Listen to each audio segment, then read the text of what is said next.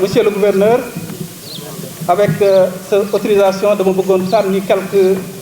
kàddu wolof gannaaw bi nga ma installé comme préfet du département de Saint-Louis cérémonie la boo xam ne bii c'est une cérémonie républicaine aada la yàgg na am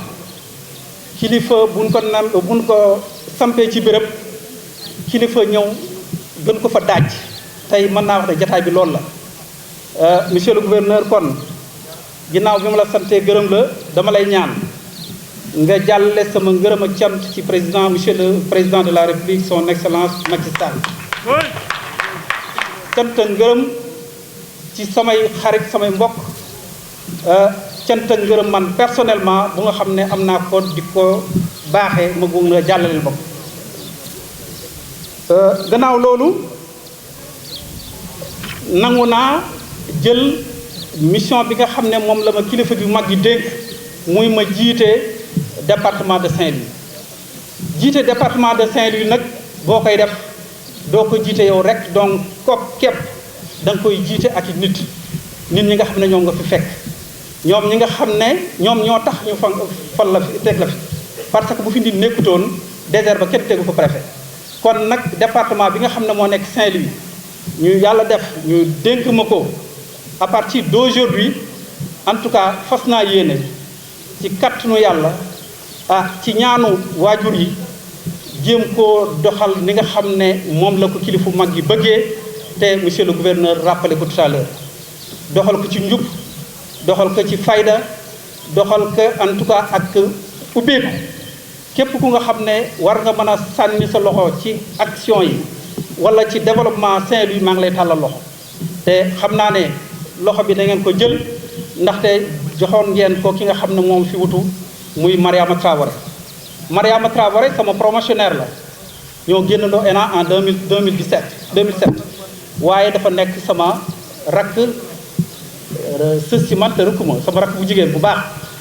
Mariama ñu ngi lay ndokkeel ci nga xam ne nomination bi nga xam ne président nommé na la ko nga war a servir état bi toujours fële ci département Louga ñu nañ yàlla defal la fa en tout cas lu wees sa njort ndam ak succès di sant également di gërëm parce que aussi jataay bi ginnaaw bi ñu defee le discours jataay yu sant ak ngërëm dong lay doon di sant képp ku nga xam ne kii ñëw na def déplacement bi ñëw teewee ci jataay bi su ma limee du ma matal parce que mbooloo mi moo ni toll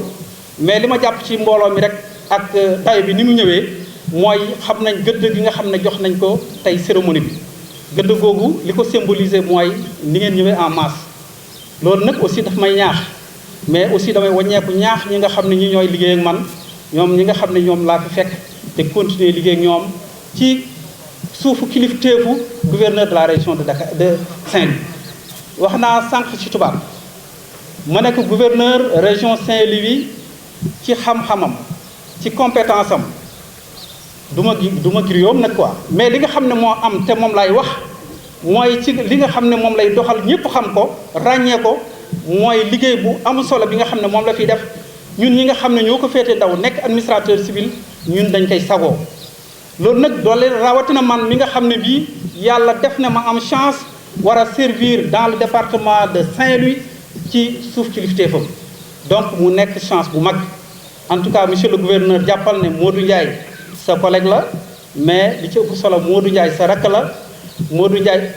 dana ubbeeku dana déglu say xalaat dana déglu say conseil dana déglu say orientation mais ne dana déglu say instruction parce que bu leen fàtte ne bii mooy sama premier poste comme préfet de Saint-Louis kon nag nañ jàpp ne liggéey d'abord weer yu njëkk yi moom liggéey lay doon jàng lay doon te am naa professeur boo xam ne matale na ko incha allah danañ continuer liggéey boobu donc di sant di gërëm ñëpp képp nga xam ne daal teew nga fi maa ngi lay sant di la gërëm mënuma lim parce que su ma limee damay juum mais délégation bi nga xam ne ñoo jógee Dakar ànd ak sama soxna bi nga xam ne moo toog fii ay mbokkam jàppale ko ànd ak man maa ngi leen di sant di leen gërëm sama soxna si nga xam ne moo nekk Jolof yaay ma ngi fi ak i mbokkam ak ñëpp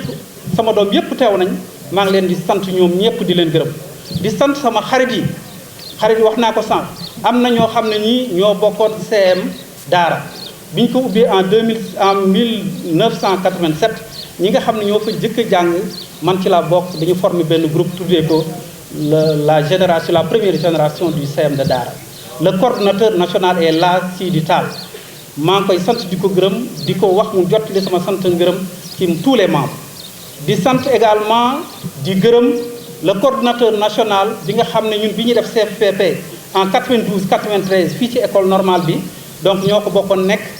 donc pour dire que ni fii yàgg mas naa fee ñëw en 92 93 mu nekk jamono ju metti ju sedd ma daan traverse jóge Balakos jaar ci pont bi di dem ba fële école normale donc suuf si du suuf soo xam ne dama naan guléet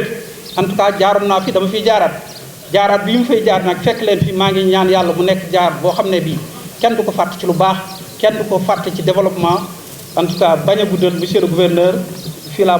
bëgg a yem xam naa ne ku lim juum sant naa ñëpp gërëm naa ñëpp xarit yi mbokk yi ku ma lu dul yaa jiitu ci lim bi donc sant naa ñëpp gërëm naa ñëpp wasalaam